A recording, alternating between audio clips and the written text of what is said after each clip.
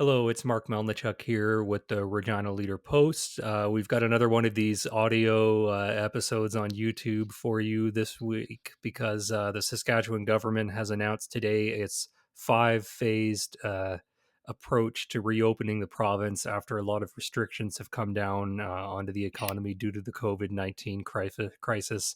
I've got Murray Mandryk here with me. He's the political columnist for the Regina Leader Post and the Saskatoon Star Phoenix to talk about it. Murray, what I guess in general is your reaction to this plan? Well, it's very cautious, and I think that might not be satisfactory to people when they start thinking about it in real terms. And well, what is real term life in Saskatchewan? It's when do the riders play? When am I going to go to Craven? When am I going to be able to do all these fun things that I look forward to every year? And let's face it, this is Saskatchewan, and there's only so many big events that you can count on to happen here.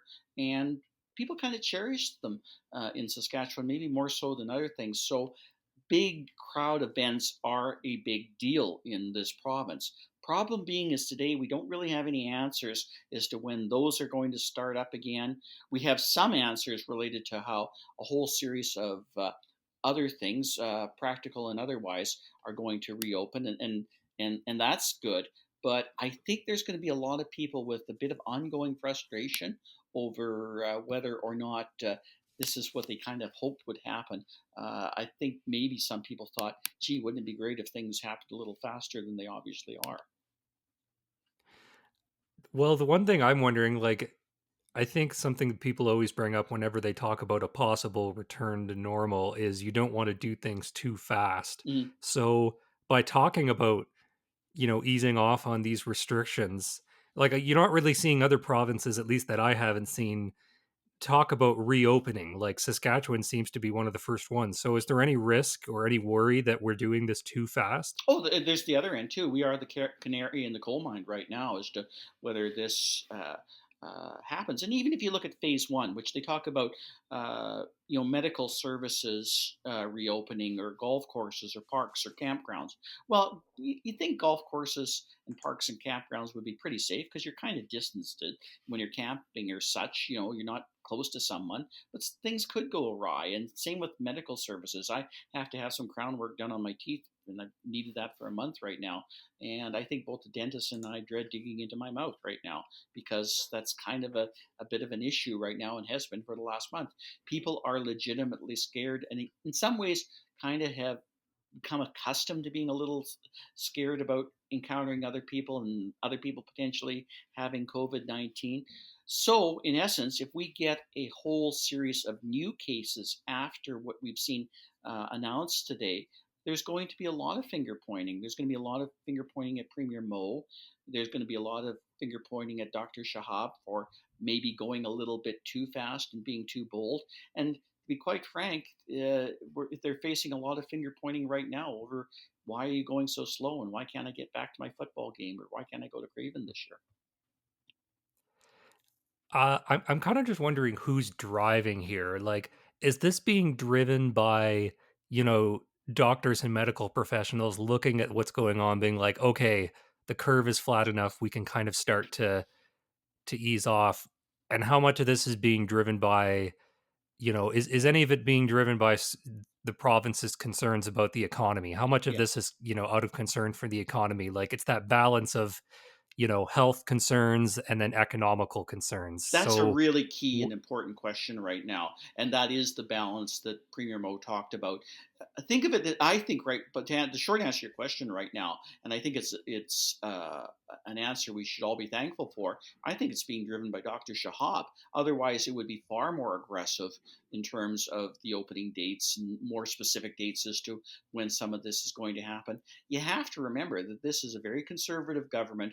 For most of the part, they sit around cabinet and talk to each other and don't get a great perspective from people that aren't of the same conservative mind about what's good for business, what's good for oil, how we need to do this.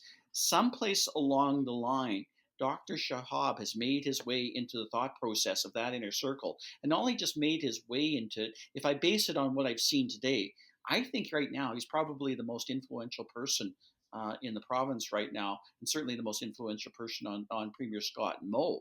So that this whole exercise is being driven by the chief medical health office should provide some solace to those who are basically concerned that we're going too fast, that things aren't right, that a conservative government would be listening to a chief medical health officer is a very good thing. Consider some of the things you're hearing right now, Mark, from conservative leadership candidates like Derek Sloan, who are basically raising idiotic notions about whether Dr. Tam, the federal equivalent, the public health officer for Canada, is who he's asking right now whether her allegiances are more with China than they are with Canada. Are you serious? Like, I mean, that's what we've kind of come to when you don't particularly like the decision of a scientist or a medical professional. You start asking whether their allegiances are with a completely and totally different country. There's something very wrong with that. And in that context, I think that maybe we should give Premier Scott Moe and others in this very conservative government credit for actually listening to the professionals and actually taking very seriously, not only taking very seriously what they have to say, but acquiescing to their opinion as opposed to maybe the political opinions that they normally base things on.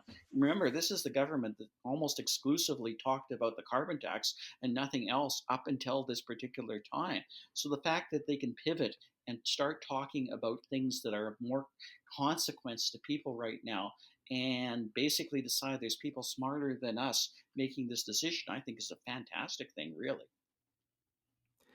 Um, I don't really have too many. I don't really have a whole lot of other questions to ask. As of when we're recording this right now, the official opposition, the Saskatchewan NDP, I believe they're just in the process right now Yeah. of putting out their Well, reaction. So we interestingly, unfortunately don't have that for we you yet. don't Oh, have what were that you going right to now. say? Well, interestingly, I think they've actually played a key role, and it speaks to maybe one of the problems that the government has had to date in bringing together a coalition to sell this.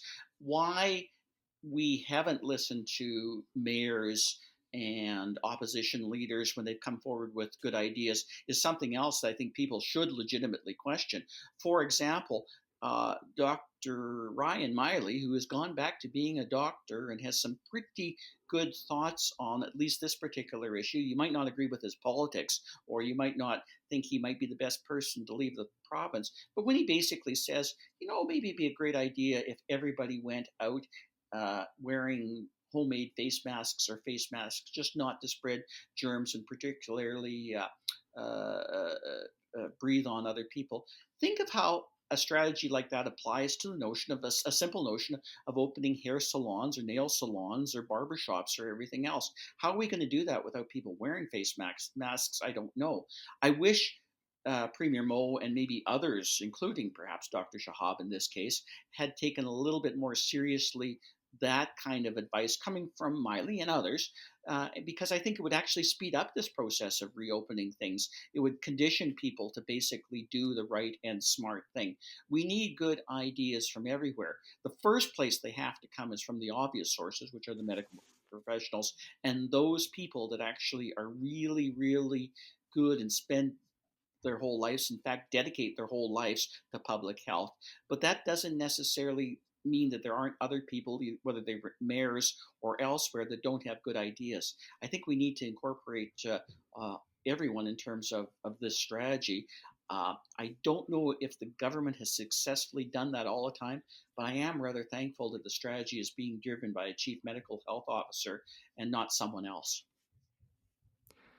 I don't think I have any other questions for you, Murray. So we'll just wrap it up. Any Well, and we'll go to you for any additional thoughts at all you have, just in general on all this. Anything Well, else you'd want to say? I don't know if there's much additional thoughts to say other than people are going to have to be patient for a while yet.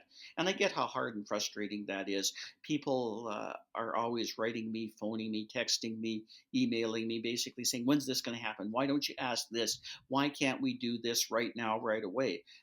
Well, you know what? it just can't happen sometimes. As per the strategy today, it has to come out in phases. There's legitimate reason to question whether we're going too fast or too slow or otherwise, but let's do it in an organized, civil way so that we have a positive outcome, even when we're basically questioning basic information and in terms of how to do this. This works if we all work together.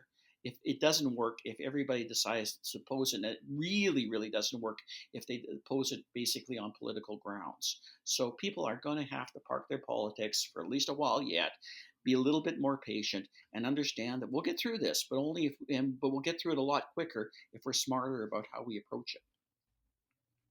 I think that'll do it, Murray. Thanks for taking the time to speak with me. Always fun, buddy.